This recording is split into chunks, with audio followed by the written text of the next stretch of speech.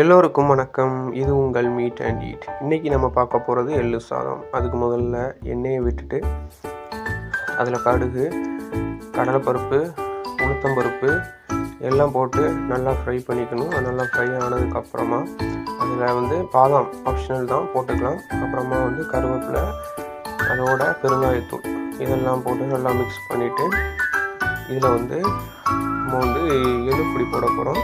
இது எள்ளுப்பொடிக்கான ரெசிபி நம்ம சேனலில் இருக்குது, பார்த்துக்கோங்க. அந்த எள்ளுப்பொடி ஒரு 2 ஸ்பூன்லேருந்து 3 ஸ்பூன் வரைக்கும் போட்டுக்கலாம். அதை போட்டு நல்லா ஒரு மிக்ஸ் கொடுத்துட்டு அதுக்கு தேவையான அளவு சாதம், இந்த சாதம் ஒரு 2லேருந்து 3 கப் அளவுக்கு எடுத்துக்கலாம். ஸோ அதை போட்டு நல்லா மிக்ஸ் பண்ணி ஃப்ரை பண்ணி எடுத்தால் எள்ளு சாதம் ரெடி. நீங்கள் ட்ரை பண்ணுவீங்களா அப்படிங்கிறத கீழே கமெண்ட் பண்ணுங்கள். நன்றி.